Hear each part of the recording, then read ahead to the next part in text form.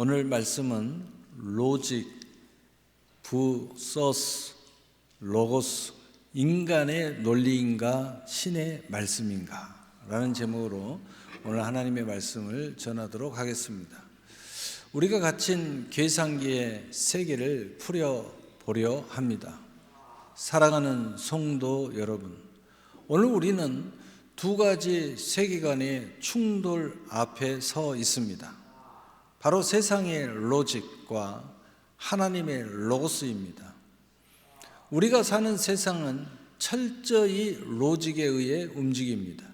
인풋이 있으면 아웃풋이 있어야 하고 노력한 만큼 대가를 얻어야 합니다.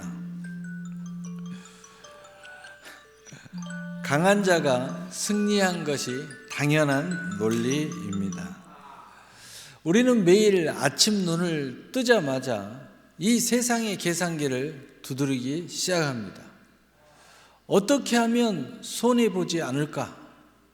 이 상황에서 가장 합리적인 선택은 무엇인가? 하지만 성경을 펴는 순간 우리는 당혹스러운 문장들을 만납니다. 원수를 사랑하라. 오른뺨을 치거든 왼뺨을 돌려대라. 낮아지는 자가 높아질 것이다. 세상의 노직으로 보면 이것은 오류이자 실패의 지름길입니다. 오늘 이 시간 우리는 내 삶을 이끌어가는 진짜 엔진이 무엇인지 점검해 보기를 원합니다. 첫째로 인간 로직의 한계는 유한함과 불안함에 나타납니다. 세상의 논리는 꽤 그럴싸해 보입니다. 합리적이고 과학적입니다. 하지만 결정적인 약점이 있습니다. 바로 상황에 따라 변한다는 것입니다. 어제의 정답이 오늘의 오답이 되고 영원할 것 같던 경제 원리나 성공 법칙도 시대가 바뀌면 무너집니다. 무엇보다 인간의 논리는 고난 앞에서 무력합니다. 내가 가진 계산기로는 도저히 풀리지 않는 인생의 문제들이 닥칠 때 로직은 우리를 절망으로 몰아넣습니다. 열심히 살았는데 왜 병이 드는가? 성실했는데 왜 사업이 무너지는가? 세상의 논리는 답을 주지 못합니다. 그저 운이 없었다거나 실력이 부족했다며 우리를 자책하게 만들 뿐입니다. 우리의 유한한 머리로 무한한 인생의 신비를 다 해석한다는 것, 그것이 바로 인간의 논리의 오만이자 한계입니다. 잠언 14장 12절은 어떤 길은 사람이 보기에 바르나 필경은 사망의 길이니라. 아멘. 1912년 당대 최고의 공학 논리가 집약된 불침선 타이타닉호가 출항했습니다. 당시 설계자들은 이중 선체와 방수 격벽이라는 완벽한 논리적 장치를 통해 하나님도 이 배를 가라앉힐 수 없다고 장담했습니다. 그것이 당시 인간이 가진 최선의 로직이었습니다. 하지만 그 로직은 빙산의 일각 아래 숨겨진 거대한 몸체와 강철의 저온 취성, 차가운 온도에서 깨지는 성질이라는 변수를 계산하지 못했습니다.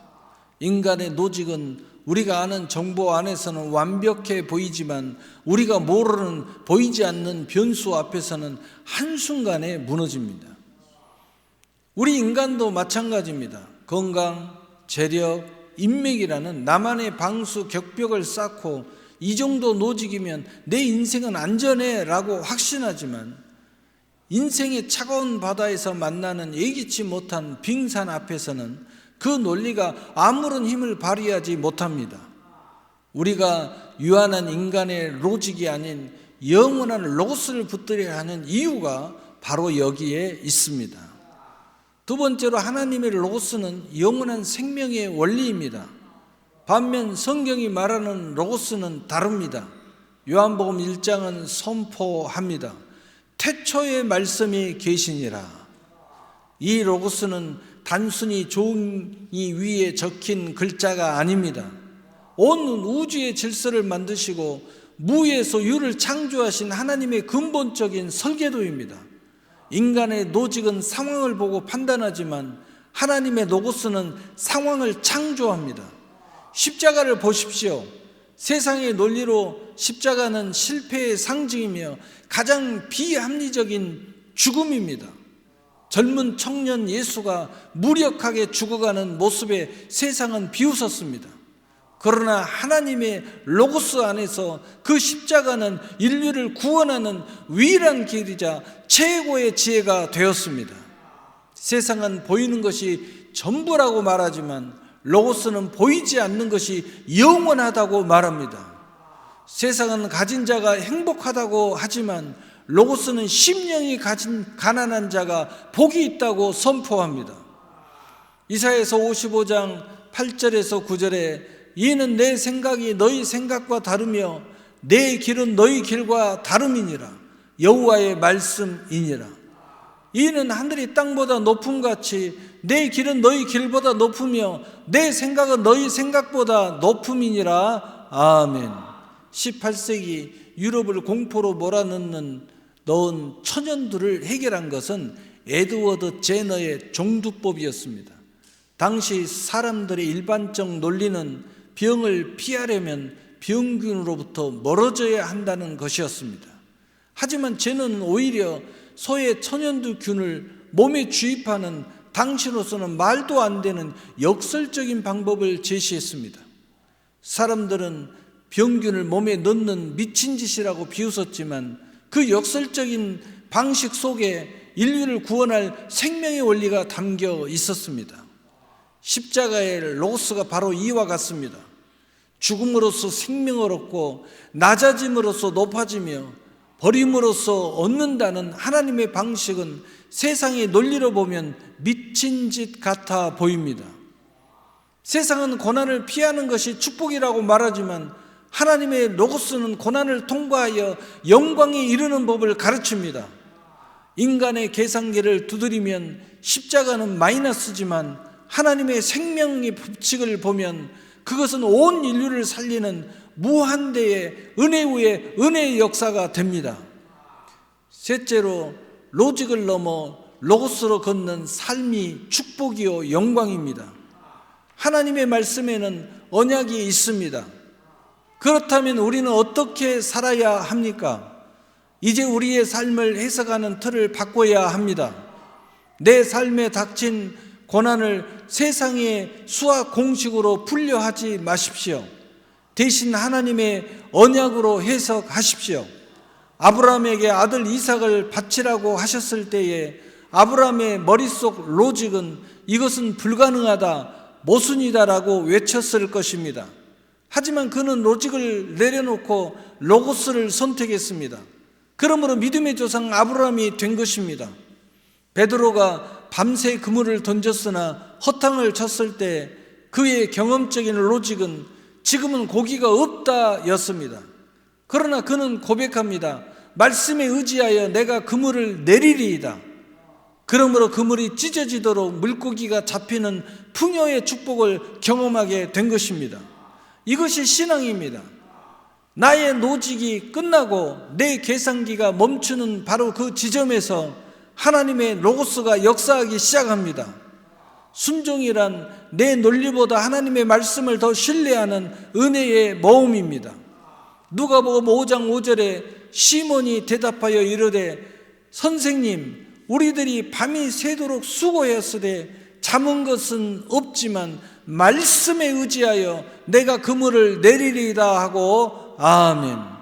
세계적인 공중 고개사가 줄 위에서 화려한 모기를 선보인 뒤 관객들에게 물었습니다. 제가 이 아이를 등에 업고 줄을 건널 수 있다고 믿습니까? 관객들은 환호하며 믿습니다 라고 외쳤습니다. 그러자 고개사가 다시 물었습니다.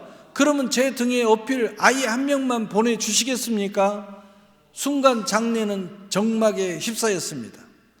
할 수 있다고 믿는 것은 논리적 동의였지만 실제로 자기 아기를 맡기는 것은 전적인 신뢰였기 때문입니다. 결국 고개사의 아들이 기꺼이 아버지 등에 업혔고 무사히 줄을 건넜습니다. 그 아이에게는 아버지가 나를 놓치지 않는다는 아버지가 생명 그 자체인 로고스였기 때문입니다. 우리는 입술로는 하나님의 능력을 논리적으로 인정합니다. 하지만 내 미래, 내 자녀, 내 재정을 하나님의 등에 업히는 일에는 주저합니다.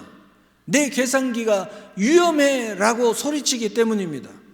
진정으로 로고스를 따르는 삶은 내 논리적인 안전장치를 해제하고 나를 사랑하시는 하나님이라는 거대한 말씀의 등에 나를 완전히 업히는 삶입니다. 결론입니다. 사랑하는 성도 여러분, 세상은 말씀대로 사는 우리를 향해 미련하다고 할지 모릅니다. 계산기 두드릴 줄 모르는 바보라고 비웃을지 모릅니다. 그러나 기억하십시오. 머리 위에 세운 정교한 논리보다 반석 같은 말씀 한 구절을 붙잡는 인생이 훨씬 견고합니다. 세상의 노직은 우리를 일시적으로 안전하게 해줄 줄 모르나 하나님의 로고스는 우리를 영원하게 살게 합니다. 오늘 여러분의 고민과 걱정을 세상의 논리라는 좁은 틀에 가두지 마십시오. 하나님은 반드시 합력하여 선을 이루신다는 그 장엄한 로고스의 물결에 여러분의 인생을 맡기십시오. 나의 노직을 내려놓고 하나님의 로고스를 붙잡는 그 지점에서 진정한 기적이 시작될 것입니다. 이 모든 축복의 은혜의 선물들이 오늘의 여러분의 선물들이 되는 인생의 여정이 되시기를 우리 주 예수 그리스도 이름으로 축복합니다. 축복합니다. 아멘.